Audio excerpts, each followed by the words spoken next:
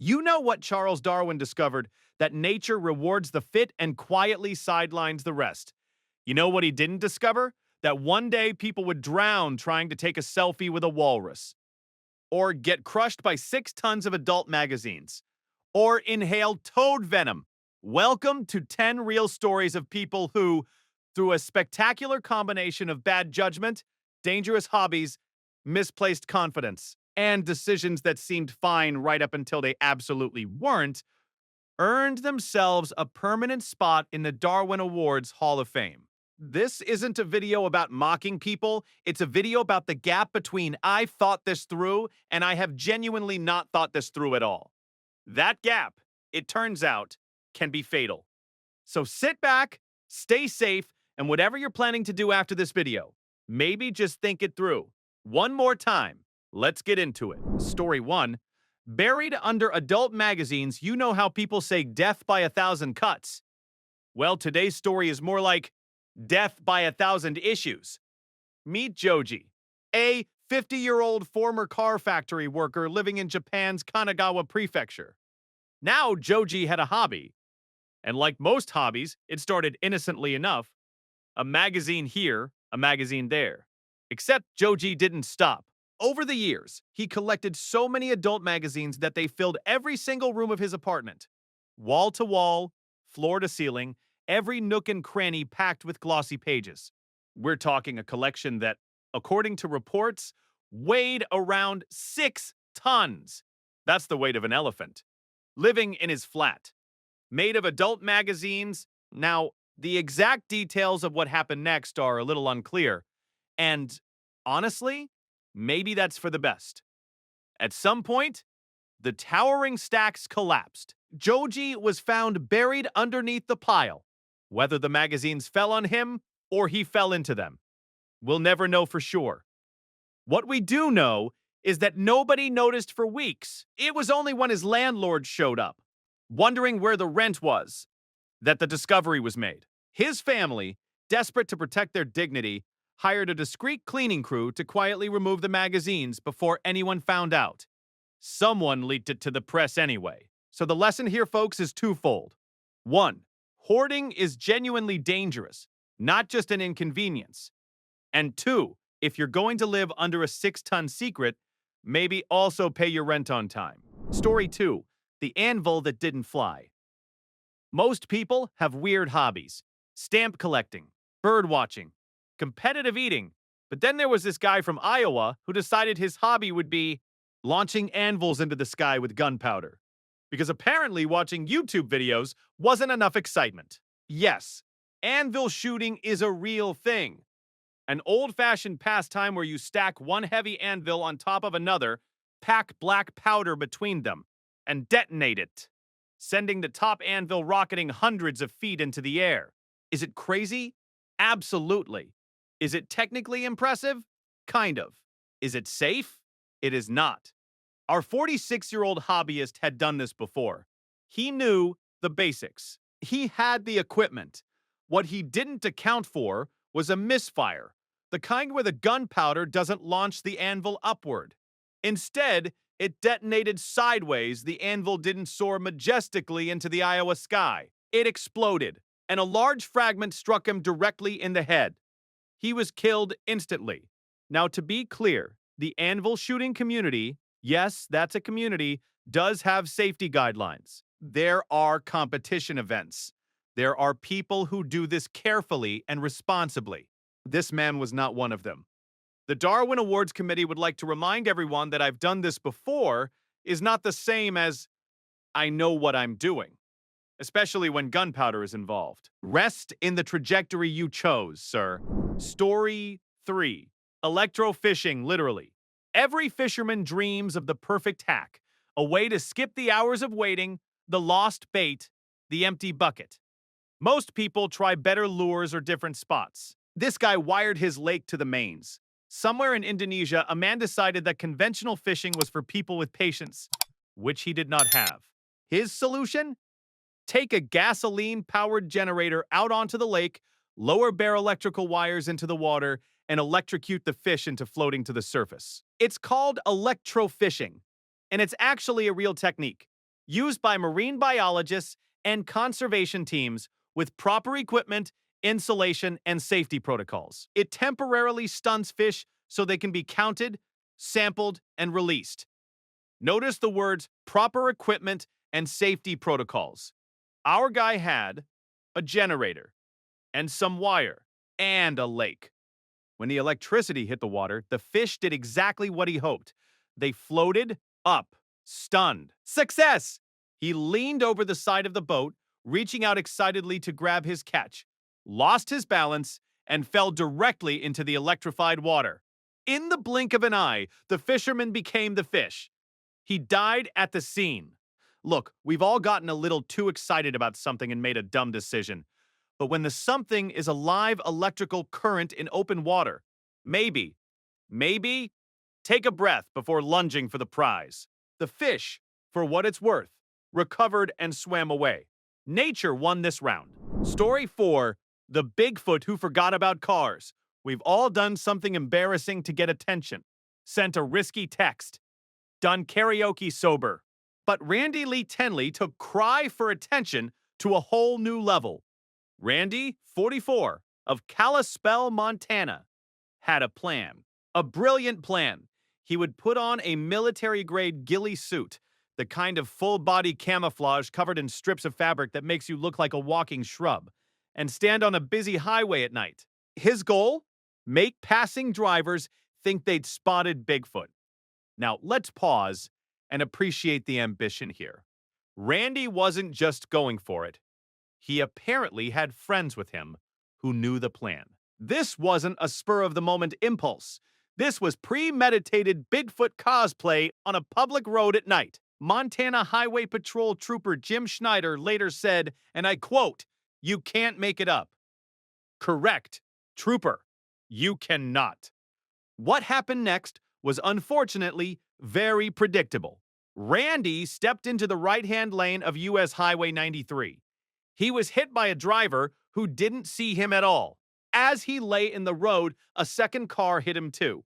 He was pronounced dead at the scene. Investigators confirmed his motive after interviewing his friends. And here's the cruelest punchline of all.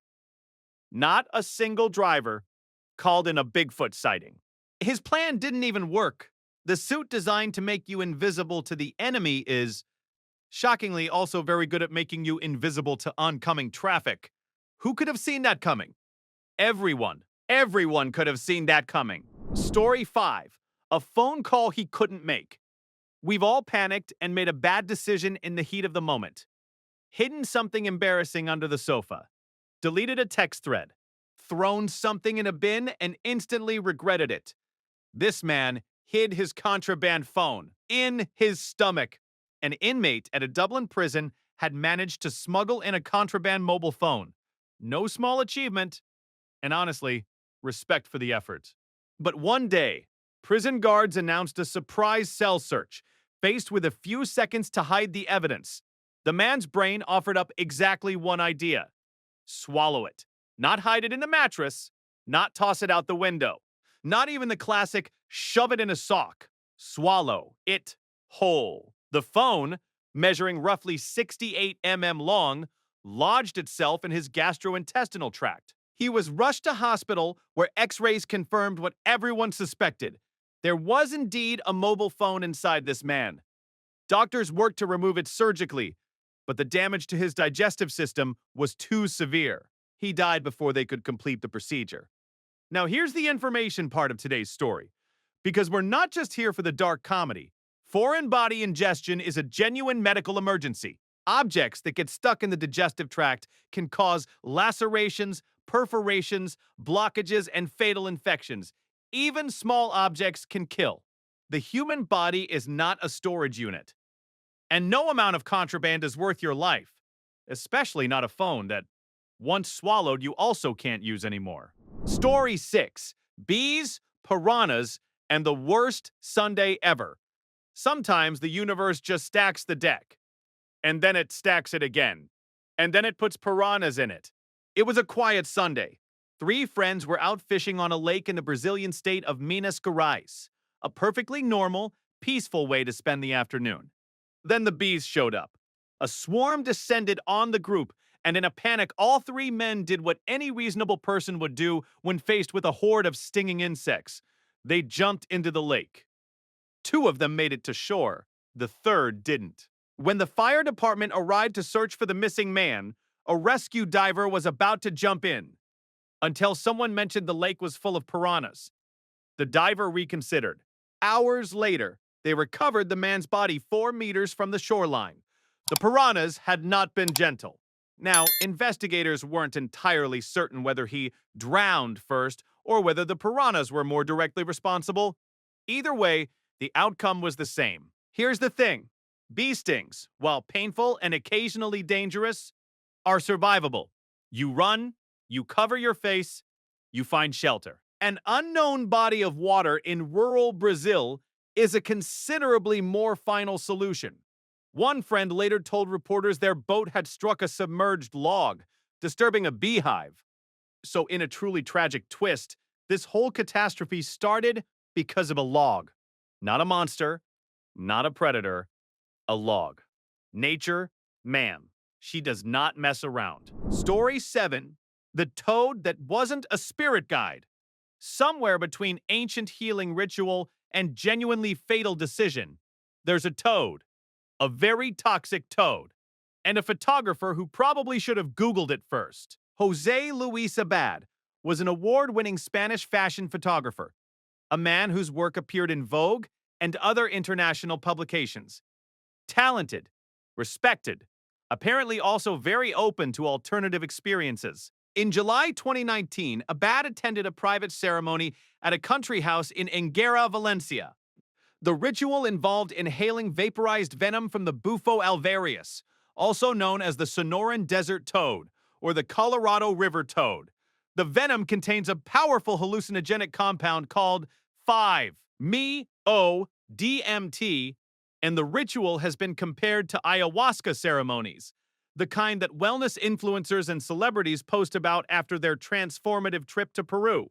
The problem? This isn't ayahuasca. This stuff can stop your heart. And it did. Abad suffered cardiac arrest during the session. And here is where the story takes its darkest turn. According to reports, footage from Abad's own phone showed those present waiting 22 minutes before calling emergency services, spending that time instead attempting to revive him through prayer. He died. He was in his mid-40s. 3 people were subsequently arrested, including a well-known Spanish adult film actor who allegedly hosted and presided over the ceremony. They faced charges of involuntary manslaughter and violations of public health law, the authorities put it plainly. While the ritual was marketed as an innocent ancestral ceremony, it posed, in their words, a serious threat to public health, particularly to people who were vulnerable or seeking alternative cures for illness and addiction. The toad, for the record, survived. The toad always survives. And the lesson: when someone is having a cardiac arrest, pray later. Call an ambulance first. Story 8. When cake wins. In Australia, they celebrate their national day, Australia Day, with barbecues, beers, and apparently competitive cake eating at the local pub, which, honestly, sounds like a great time.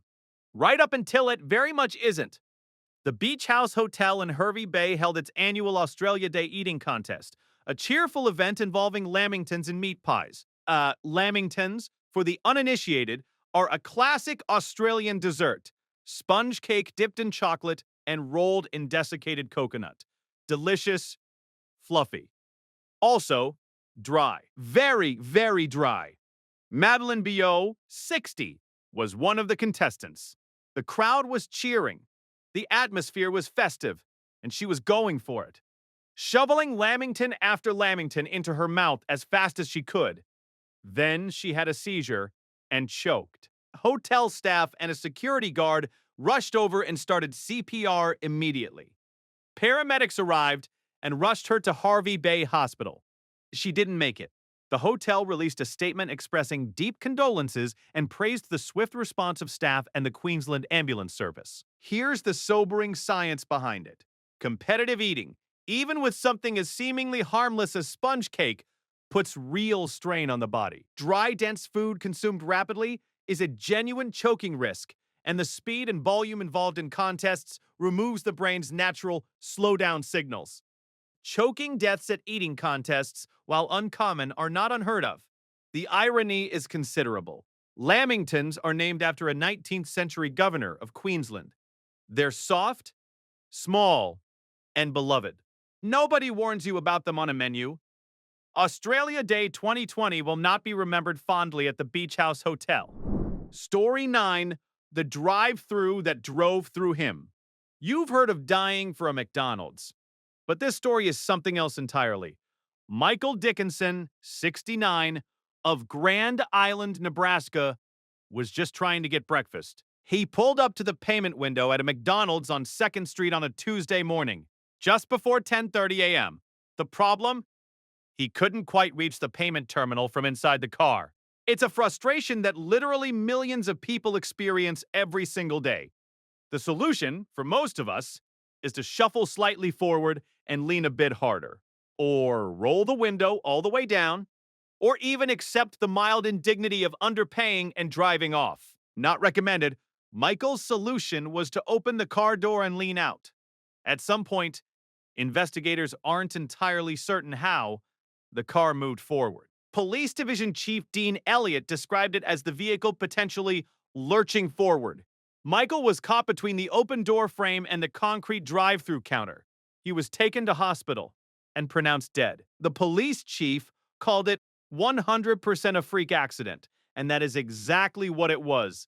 A tragic, bizarre, completely unforeseeable chain of events that turned an ordinary McDonald's run into something irreversible. Michael was, by all accounts, a warm and beloved grandfather, a lifelong mechanic, and a man with a great sense of humor. He had retired just 4 years earlier. He died 2 days before Christmas. There's no joke here that doesn't land wrong. So instead, check your parking brake. Every single time. Even at McDonald's. Especially at McDonald's. Story 10. The walrus just wanted a hug. A selfie. That's all he wanted.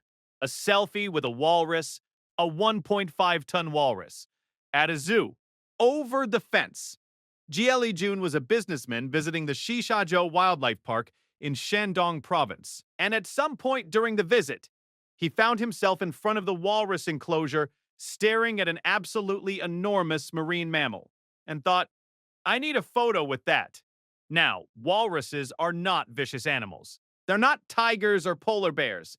They're blubbery, whiskered creatures that spend most of their time sleeping and eating shellfish. This particular walrus had lived at the zoo for over a decade and was, by all accounts, a gentle giant. But gentle and 1.5 tons are two words that don't cancel each other out. Gia climbed over the fence. He got his selfies. In fact, he took several photos and even sent a video to a friend on WeChat, apparently delighted with himself. He is quoted as saying, "The walrus was so strong, so big. Accurate assessment." Then the walrus grabbed him from behind and dragged him into the pool. Spectators watched, initially assuming it was playful behavior. A zookeeper, a man named Duan who had cared for the walrus since it was a baby, immediately jumped in to help. The walrus, in what zoo authorities diplomatically described as an attempt to play and give them a hug, held both men underwater. Both drowned. A friend who received Gia's last video told reporters, "Who would have thought that at 3 o'clock he would send me a video, talking and laughing, and just a few minutes later he was drowning in the water." The zookeeper's death is the part of this story that sits heaviest. He did everything right. He responded without hesitation to save a stranger. He died trying. The walrus didn't mean any harm. It's a wild animal, living in a zoo, doing what a 1.5-ton animal does when something jumps into its pool. The fence was there for a reason. Fences at zoos are always there for a reason. No selfie is worth this. Not one. 10 stories. One pattern, science calls it the acute stress response. When danger hits, adrenaline floods your system and shuts down the prefrontal cortex, the part of the brain that asks, wait, is this a good idea? Under pressure, instinct takes over. Thought comes later. Sometimes too late, And when there's no panic, that's optimism bias, the human tendency to believe bad outcomes happen to other people. Studies show it affects roughly 80% of us. It's useful. It's also occasionally fatal. The fix is simple. One question. What happens next? One extra second. One more step in the chain. That's often all it takes. If this video made you think, or just made you quietly decide never to inhale anything a toad produces, subscribe. New stories every week, same research, same honesty, same dark humor. Stay curious, stay careful, and check what's in the water before you jump.